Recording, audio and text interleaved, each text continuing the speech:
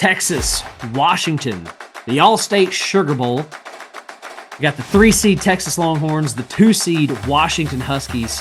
ESPN FBI likes Texas here, 69%. Your over-under is set at 63.5. The line is in the favor of Texas at 4.5. Man, I just see disrespect here to the Pac-12. I just see disrespect over to that whole conference. It's almost as if you mention a name or you mention a brand, you mention a Michael Penix, a Bo Nix, or any name coming out of the Pac-12, and most people are not going to know because they just haven't seen them play. My question, if that's you, not you, Mike, but you, listener, what else does Washington need to prove to you that they are, that they belong in this playoff and that they're more than capable of winning this game? If I'm Washington, I'm looking at this game. Listen, you want a defensive battle? Cool, we'll play that game. You want a shootout? Man, we'll play that game too. You name your style, and we will play that.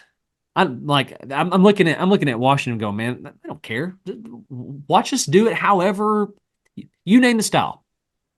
We'll do it. Yeah, that's who they've been this year, isn't it? I mean, the games that, they're kind of on a larger scale of this year's TCU with some of the lackluster wins, some of the ways that they just stole a win straight out of the loss column.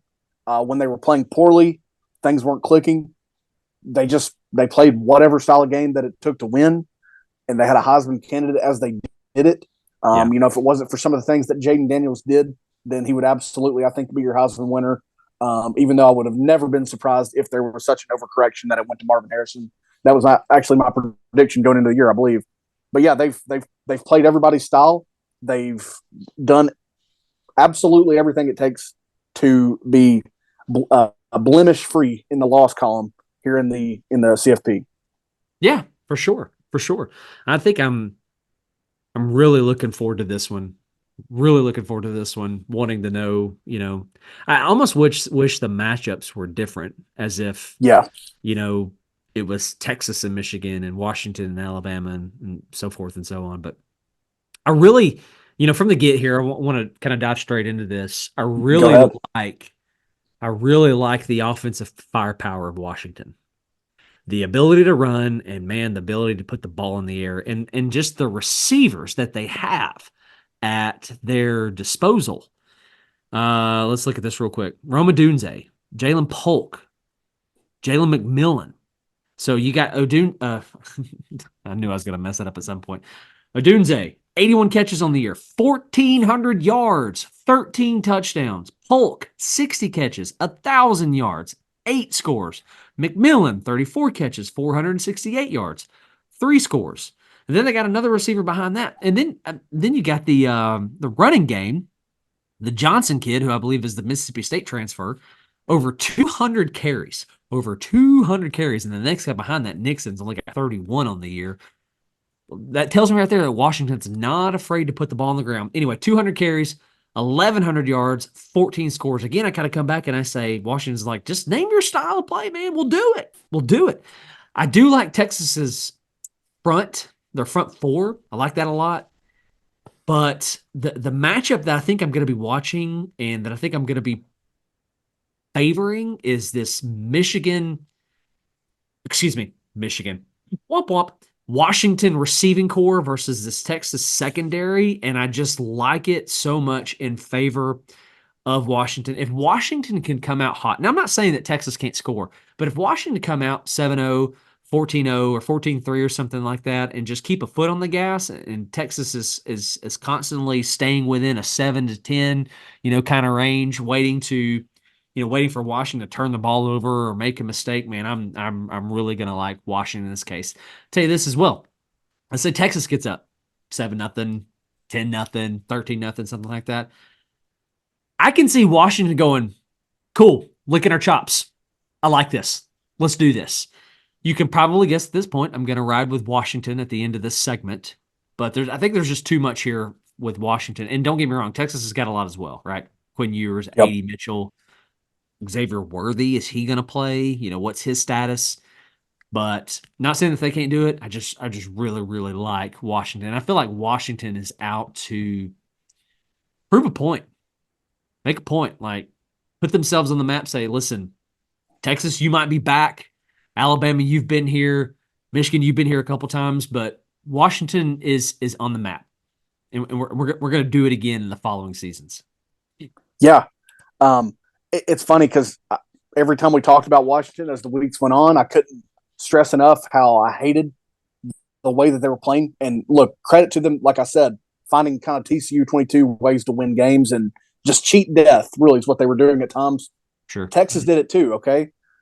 Kansas State should have beat them. They should have like they did everything wrong in that goal line sequence when I think in overtime they went for it. I don't even know exactly how it played out at this point. I know they lost by 3 in overtime and that they should have won the game. I just don't remember the full sequence. Texas 3-point win at TCU, and that's just not even 22 TCU at all. That's a terrible 5-7. I think TCU was. So they both have these games down the stretch. What I can't really get past is the way that Washington bullied. They bullied the bully against Oregon, Sure. beating the team they'd already beaten. I don't think Texas, as of right now, I'm kind of feeling what you're stepping in. I don't think they're going to get a chance to do the same thing and try to beat the team that they've already beaten again. Say Alabama beats Michigan. You know what I mean? I think it's going to be the purple. I'm really struggling, even though I thought I had this settled when we started the segment. Okay. Let's say that Quinn Ewers comes out at the end of this game and he's 31 for 37. He's thrown for 345. And he's got a score and 2 picks. Give me a winner off that stat line. I don't think that either team, and I just with the way that they played down the stretch, I think the turnover battle means more in this game than it does on your run of the mill bowl game or regular season.